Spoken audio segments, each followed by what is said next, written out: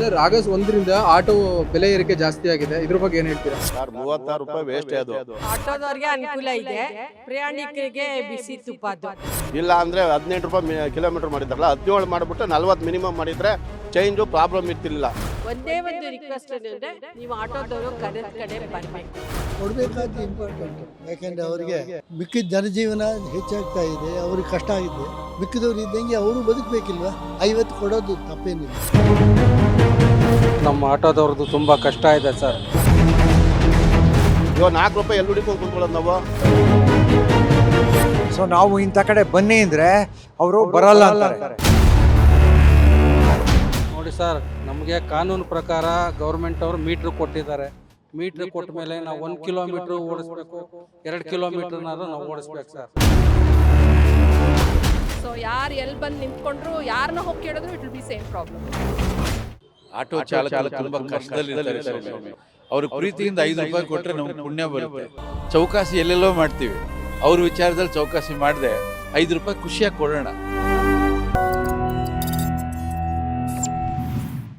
ವೀಕ್ಷಕರೇ ನಮಸ್ಕಾರ, ನೀವು ನೋಡ್ತಾ ಇದ್ದೀರಾ ಇನ್ಸೈಡ್ ರಶ್ ನ್ಯೂಸ್. ನಾನು ಗಿರೀಶ್ ವಸಿಷ್ಠ. ವೀಕ್ಷಕರೇ, ಕರ್ನಾಟಕದಲ್ಲಿ ಬೆಲೆ ಹೆಚ್ಚಳ ಸಾರ್ವಜನಿಕರ ಜೇಬಿಗೆ ಕತ್ತರಿಯನ್ನು ಹಾಕ್ತಾ ಇದೆ. ಅದೇ ರೀತಿ ಒಂದು ರೀತಿಯ ಬರೆಯನ್ನು ಕೂಡ ಎಳಿತಾ ಇದೆ ಅಂದರೆ ತಪ್ಪಾಗಲಿಕ್ಕಿಲ್ಲ. ಈಗ ಹೊಸದಾಗಿ ಆಟೋ ದರ ಹೆಚ್ಚಳ ಆಗ್ತಾ ಇದೆ, ಅದು ಕೂಡ ಆಗಸ್ಟ್ 1ರಿಂದ. ಸೊ ಇದಕ್ಕೆ ಆಟೋದ ಮಾಲೀಕರು ಮತ್ತು ಚಾಲಕರ ಬೆಂಬಲವಿಲ್ಲ. ಸೊ ಅವರನ್ನು ಮಾತಾಡ್ಸೋಣ, ಅದು ಎದಕ್ಕೆ ಅವರ ಬೆಂಬಲವಿಲ್ಲ ಅದೆಲ್ಲವನ್ನ ತಿಳ್ಕೊಳ್ಳೋಣ ಬನ್ನಿ. ಸರ್ ನಮಸ್ತೆ, ನಿಮ್ಮ ಹೆಸರು? ತಿಮ್ಮೇಗೌಡ ಸರ್. ಸರ್ ಆಗಸ್ಟ್ 1ರಿಂದ ಆಟೋ ಬೆಲೆ ಏರಿಕೆ ಜಾಸ್ತಿ ಆಗಿದೆ, ಇದ್ರ ಬಗ್ಗೆ ಏನು ಹೇಳ್ತೀರಾ? ಸರ್ 36 ರೂಪಾಯಿ ವೇಸ್ಟ್ ಅದು. ಇಲ್ಲ ಅಂದರೆ 18 ರೂಪಾಯಿ ಕಿಲೋಮೀಟ್ರ್ ಮಾಡಿದ್ರಲ್ಲ 17 ಮಾಡಿಬಿಟ್ಟು 40 ಮಿನಿಮಮ್ ಮಾಡಿದರೆ ಚೇಂಜು ಪ್ರಾಬ್ಲಮ್ ಇರ್ತಿರ್ಲಿಲ್ಲ. ಒಬ್ಬೊಬ್ರು 1 ರೂಪಾಯಿ ಕೊಡ್ಬೇಕಾದ್ರೆ ನಿಂತ್ಕೋತಾರೆ, ಒಬ್ಬೊಬ್ರು 40 ರೂಪಾಯಿ ಕೊಟ್ಟು ಹೋಯ್ತಾರೆ, ಇಲ್ಲ ಅಂತ ಹೇಳಲ್ಲ. ಎಲ್ಲಿಂದ ಹುಡುಕೊಂಡು ಕುಂತ್ಕೊಳ್ಳೋದು? ಗಾಡಿ ಬಿಟ್ಟೆ ಗಾಡಿಯಿಂದ ಕುಂತ್ಕೊಂಡೇ ಚಳಿ ಕಿಳಿಯಲ್ಲ ಒಬ್ಬೊಬ್ರು.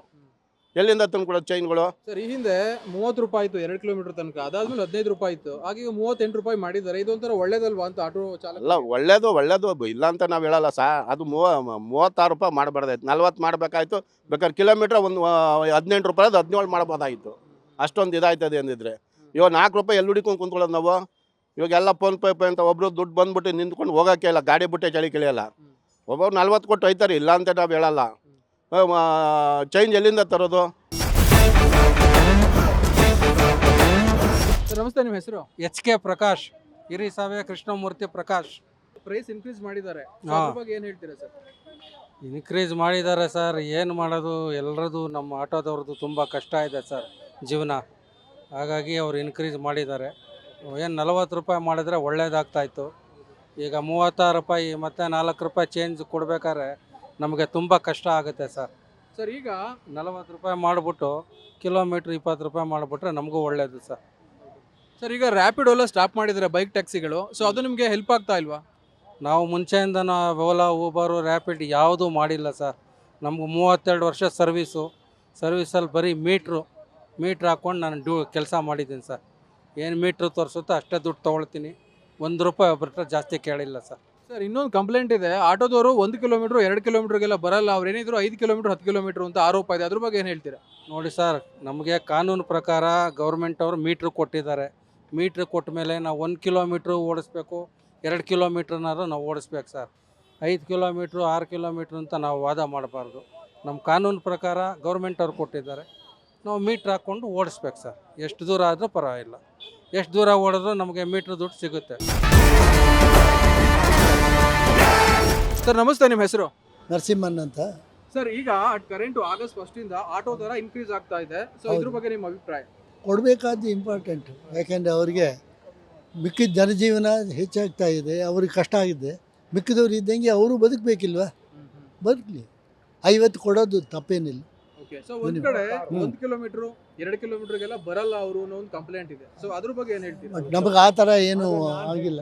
ಈಗ ಜನಗಳಿಗೆ ಆಟೋ ಬೇಕು ಅಂತಂದರೆ, ಸೊ ಲೇಡೀಸ್ ಇರ್ಬೋದು ಅಥವಾ ಜೆಂಟ್ಸ್ ಇರ್ಬೋದು ಅಥವಾ ಎಮರ್ಜೆನ್ಸಿ ಇರ್ಬೋದು, ಹೋಗೋಕ್ಕಿರ್ಬೋದು.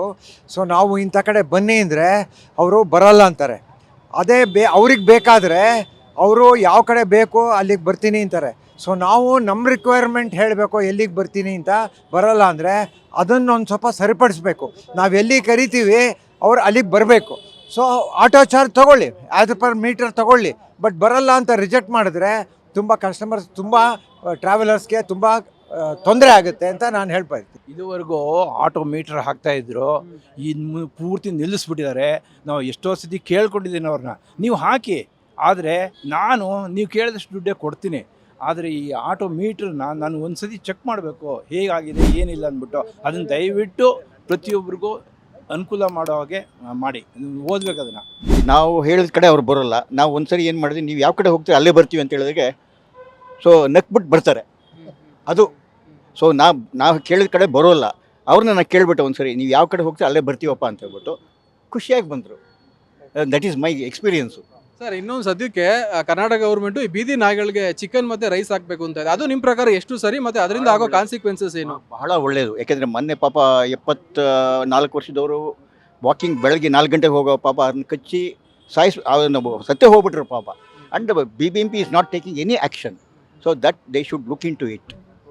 ನಾಯಿಗಳು ಫ್ರೀಯಾಗಿ ಹಾಕೋದಕ್ಕೆ ಬರಲ್ಲ, ನಾಯಿನ ಹಿಡಿದು ತೊಗೊಂಡೋಗೆಲ್ಲ ಬೇರೆ ಎಲ್ಲಾರು ಬಿಟ್ಟರೆ ಬೆಟರ್. ಅವ್ರನ್ನ ನಾಯಿಗಳನ್ನ ಕಾಡಲ್ಲಿ ಬಿಟ್ಬಿಡ್ಬೋದು, ಅದೇ ಬೆಸ್ಟು. ಅಲ್ಲ, ಸಾಯಿಸೋದು ಬೇಡ, ಕಾಡಲ್ಲಿ ಕರ್ಕೊಂಡೋಗಿ ಬಿಟ್ಬಿಟ್ರೆ ಅದ್ರ ಪಾಡಿಗೆ. ಇದನ್ನು ಚಿಕನ್ನು ಬಿರಿಯಾನಿ ಅದು ಕೊಡೋಕೆ ಬರಲ್ಲ, ಅದನ್ನ ಕರ್ಕೊಂಡು ಬೇರೆ ಎಲ್ಲ ಬಿಟ್ಬಿಟ್ಟು ಬರಲಿ. ಇದರೊಳಗೆ ನಾಯಿನ ಹಿಂದೆ BBMP ಅವರು ನಾಯಿನ ಹಿಡ್ಕೊಂಡು ಬೇರೆ ಕಡೆ ಬಿಡೋರು. ಈಗ ಯಾರು ಸಜೆಸ್ಟ್ ಮಾಡಿದ್ರೋ ಗೊತ್ತಿಲ್ಲ, ನಾಯಿಗೆ ಫುಡ್ ಹಾಕಿ ಅಂತ. ಸೊ ನಾಯಿಗೆ ಫುಡ್ ಹಾಕೋದು ಎಷ್ಟರ ಮಟ್ಟಿಗೆ ಅದು ಅನುಕೂಲ ಆಗುತ್ತೆ, ಉದ್ದೇಶ ಏನು, ಸೊ ನಾಯಿಗೆ ಹಾಕ್ತಾರೋ ಬೇರೆಯವ್ರು ತಗೋತಾರೋ ಅದ್ರ ಬಗ್ಗೆ ನಮಗೆ ಗೊತ್ತಿಲ್ಲ. ಅದನ್ನು ಸರಿಪಡಿಸ್ಬೇಕು.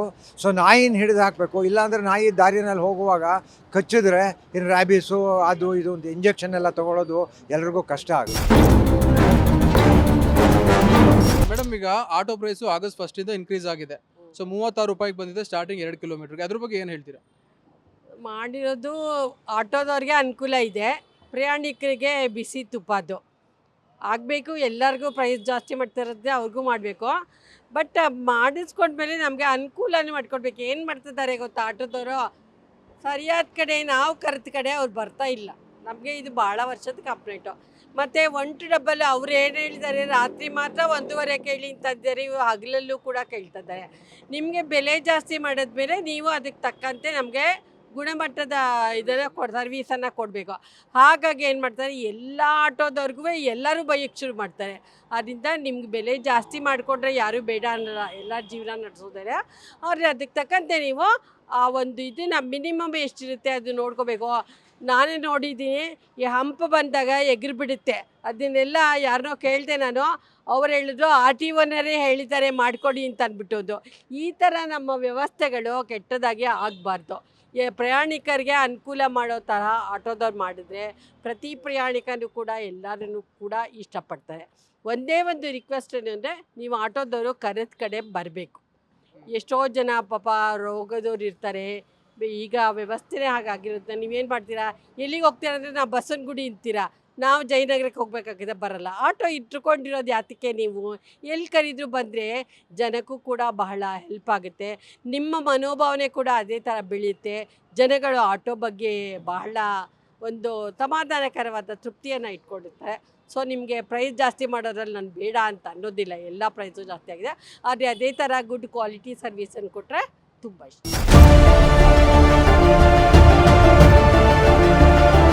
There is an auto stand.